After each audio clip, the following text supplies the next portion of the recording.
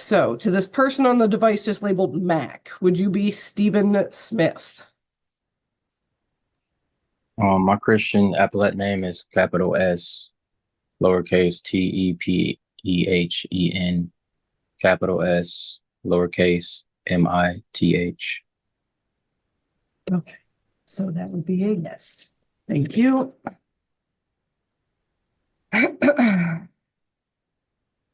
Deputy Sims. Now calling 24W003208A, the Township of Ypsilanti versus Stephen Cameron Nigel Smith. Deputy Sims, state your name for the record. Deputy Sims. Thank you. Okay, and Mr. Smith, you've already stated and spelled your name out. Thank you. Today is the date and time set for an informal hearing in this matter.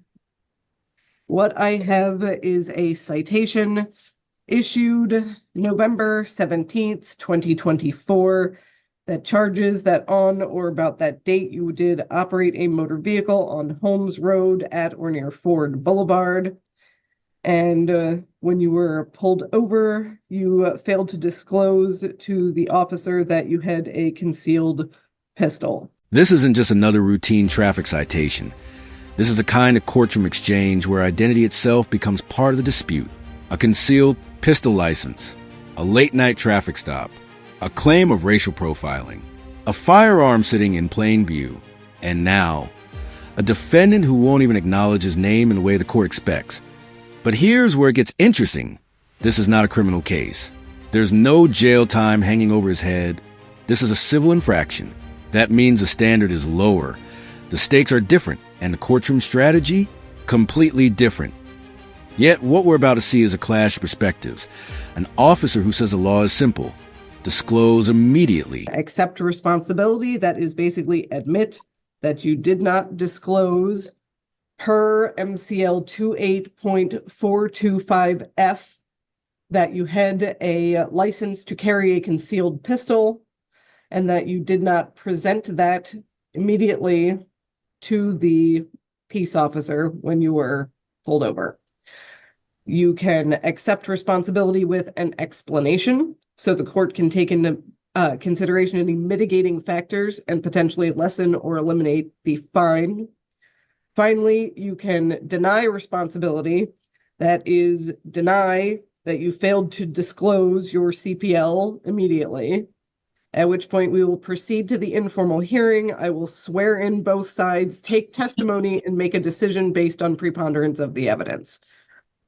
Which of those three options are you going with? Right here, you can already feel the tone shifting. Instead of simply confirming his name, Mr. Smith specifies capitalization. Something courts generally consider irrelevant unless there's a legal name change involved. This tactic is often associated with individuals who believe identity formatting affects jurisdiction or authority. But notice the magistrate's response. Calm, neutral, efficient. No debate. No emotional reaction. Just acknowledgement and moving forward. That's critical in these hearings. Judges and magistrates don't get pulled into semantic side battles. They redirect the substance. And this moment sets the tone for the entire proceeding. Testify. He is not to interrupt you either. After I've heard the testimony from both sides, I will make a decision based on preponderance of the evidence. As I stated before, that is a 49% to 51% standard. So basically, whoever's testimony is slightly more persuasive. This is not a criminal case. It is not beyond a reasonable doubt in this situation. So, do you understand? Do you comprehend everything that I just said? I do comprehend. Thank you. Okay, raise your right hand, Deputy Sims, and Mr. Smith, you will have to tell me when it's raised if you're not turning your camera on. It's raised. Do you swear or affirm that the testimony you are about to give is the truth, the whole truth, and nothing but the truth to the best of your information, knowledge, and belief, Deputy Sims? I do. Mr. Smith? Yes. Thank you. Okay. Deputy Sims, you may proceed with your testimony. On 11/17/2024, about 3 a.m., my partner and I observed a black Ford Fusion. It was on Ford Boulevard. I believe it had just turned onto Ford Boulevard, with tinted windows. Proceeded after the car. It turned into. This is where the magistrate does something very important. She simplifies the battlefield. She makes it clear this is a civil infraction. No jail, no probation, just a fine. That immediately changes the strategic landscape. Then she outlines the three options: accept responsibility, accept with explanation, or deny and proceed to hearing. That explanation matters because in civil cases, mitigating factors can reduce penalties. But Mr. Smith chooses to deny responsibility. That means now we're moving into testimony. And here's something many people miss. The burden here is preponderance of the evidence. That's essentially 51%, not beyond a reasonable. I want to mention there's no damaged property or victim under sworn oath. Also, I believe I was being racially profiled. I had been pulled over, which I did stop, and I was let go because I wasn't suspected of any crimes, just as I wasn't suspected of any crimes by him as well, as he mentioned. We had sat in the intersection, which I was in the middle of a DoorDash, and I wanted to get on my phone to see where I was at. When I looked away from my phone, I seen him, the officer, and another deputy, or whoever it may have been, an officer, also sitting in the middle intersection for about 30 seconds, maybe to even 60 seconds. So he could see me through my windshield. While I believe it was racial profiling, considering the area we were in, it wasn't the best area. So when I pulled, which I did use my turn signal, and it was a stop sign, or it was a light, a signal light. So when the light turned green, I turned right with my turn signal. I also turned signaled into the gas station, which I was going to stop to check my phone because, like I told the officer that had pulled me over 10 minutes before, which I'm sure he heard on the radio call, I was door dashing, which I had admitted to both of the officers. He called another officer in response to what he calls me pulling myself over. He never admitted to pulling me over. He said I pulled myself over. I got out the car to explain myself that I was door dashing and that I felt like I was being harassed because I was just previously pulled over. I did not have a firearm on person, and he didn't have a reason to suspect me of any crimes or try to search my vehicle. I was illegally searched on person without my disclosure. I told them I don't consent to any searches, and they were digging in my pockets. I have a legal license, and Deputy Sims' testimony is structured, chronological, and focused on observable facts. He describes a tint, the gas station turn, the activation of emergency lights, and most importantly, seeing the firearm on the passenger seat before hearing any disclosure. That sequence matters under Michigan law, specifically MCL 28.425F. Disclosure must be immediate when stopped while carrying. The key question isn't whether Mr. Smith eventually disclosed. It's whether it happened immediately upon the stop. Also notice something subtle. The officer doesn't argue. He doesn't editorialize. He sticks to actions and observations. In civil hearings, clarity often outweighs emotion. Evidence of the situation. It's just a presumption with no material.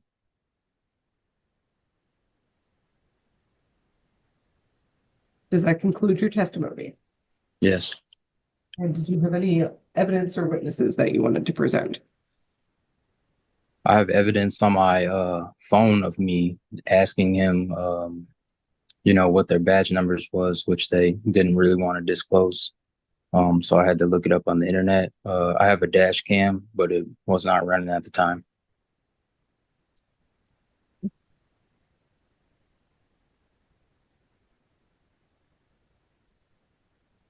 So before we continue, I do want to apologize because I did actually have the equipment violation citation as well. That is for the window tint.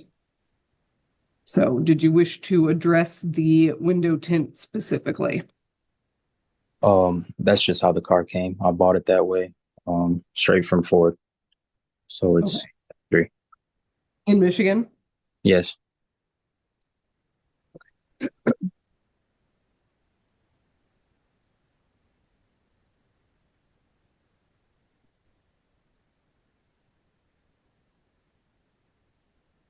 Deputy Sims, since I don't think I specifically asked you about the tint either because I had misplaced this on my desk, do you wish to address the window tint? Yes, ma'am. I'm sure you're aware that no vehicle that comes from the factory has front window tint on it. During his first testimony, he admitted to having window tint and said that we saw him through the windshield, which is not possible at night, but he admitted that there was tint. May I add something? You may. There's they didn't test any window tint for any type of darkness issues or anything like that. It was just kind of an excuse because that wasn't the first reason that he told me that he pulled me over. It wasn't for window tint, and you can disclose that through the video of his own body cam. They said that they pulled me over because he presumed that I was trying to turn around in the parking lot or evade him, but I was door dashing like I told the officer that pulled me over before.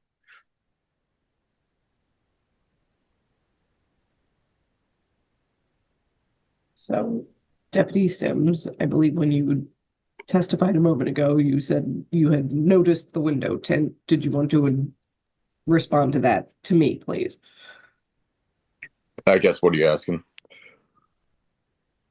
You had stated that you initiated the stop, or at least you started to initiate the stop based on observing window tint. Is that correct? Now we pivot to Mr. Smith's defense. And this is where the strategy shifts. He introduces racial profiling concerns, prior stops, DoorDash activity, and objections to search procedures. These are serious allegations. But here's the challenge. None of those arguments directly address the statutory requirement to immediately disclose a CPL during a stop. Civil hearings are narrow in scope. The magistrate is not deciding whether the stop was morally fair or emotionally upsetting. She is deciding whether a specific statute was followed. And here's the tension. Mr. Smith admits the firearm was in the vehicle. He argues he wasn't in danger and didn't feel the need to disclose immediately. Ready to make a decision in this matter. So in regards to the B ticket, that is the equipment violation, basically having obstructed vision with window tint. At this point, the court is finding you not responsible for the window tint, Mr. Smith, because based on just the testimony today, I don't think there's enough established to confirm whether or not the window tint would have been in violation. Now, regarding the A citation, that being the failure to disclose the CPL, the court is finding you responsible in that matter. And that is, again, based on MCL 28.425F.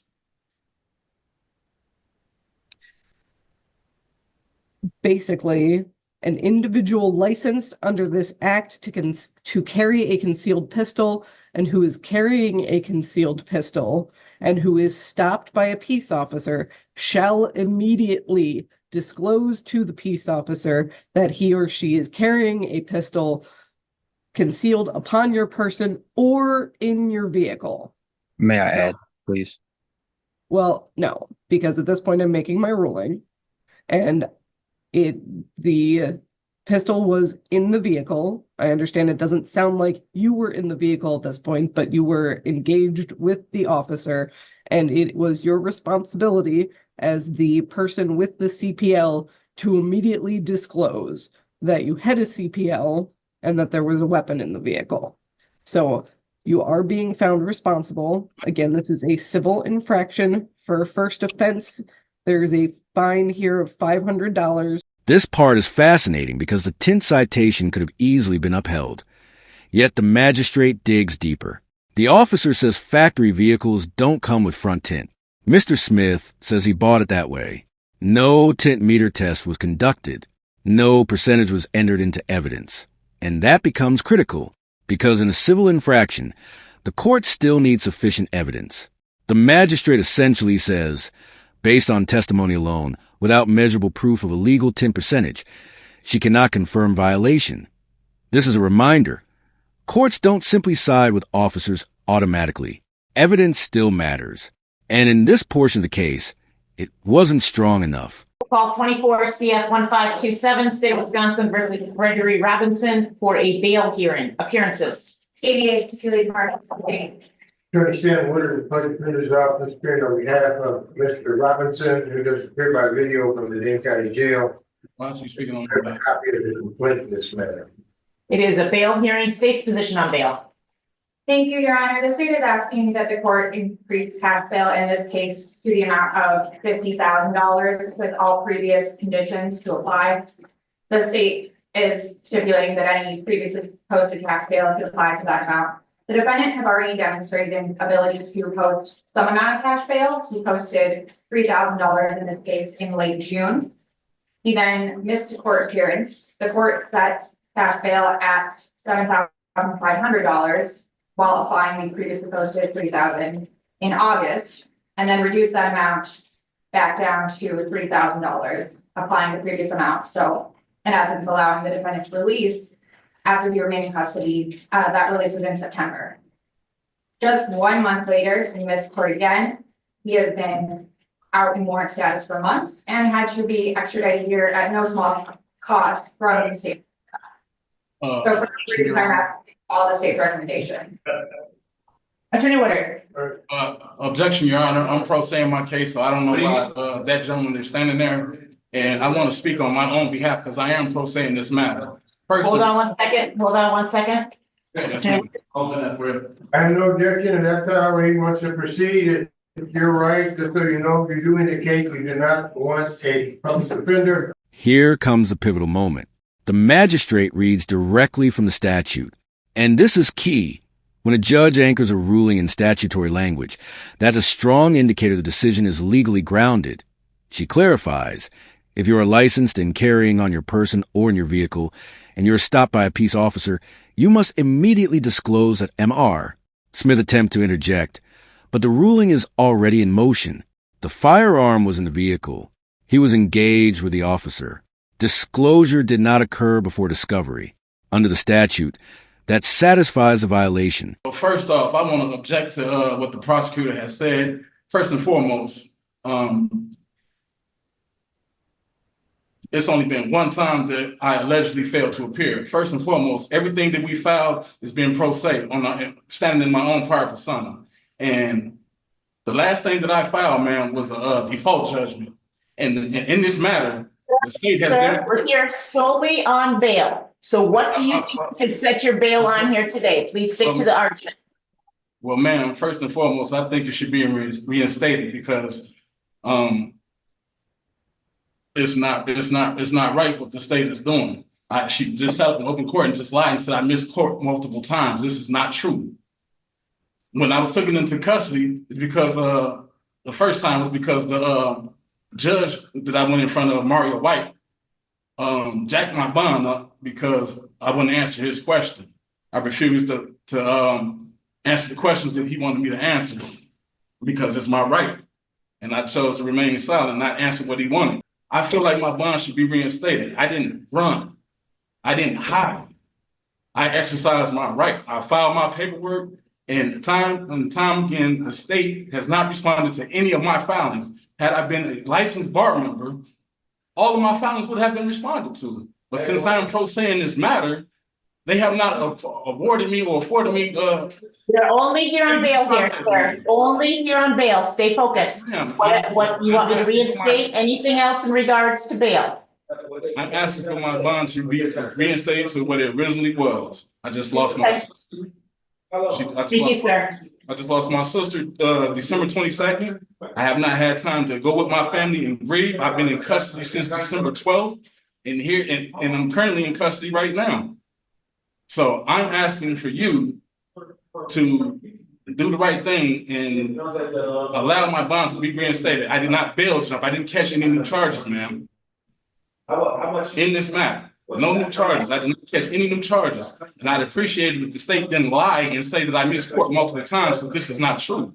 And just like that, the courtroom shifts to an entirely different case. A reminder that for the court, this was one matter among many. But for Mr. Smith, this outcome carries real consequences. A $500 fine and a 6-month suspension of his concealed carry license. This case highlights something critical. In civil infractions, arguments about fairness or intent often take a backseat to whether the elements of the statute were satisfied. The magistrate focused narrowly on the law, and that focus determined the outcome. Now we want to hear from you. Do you think the ruling was correct based strictly on the statute?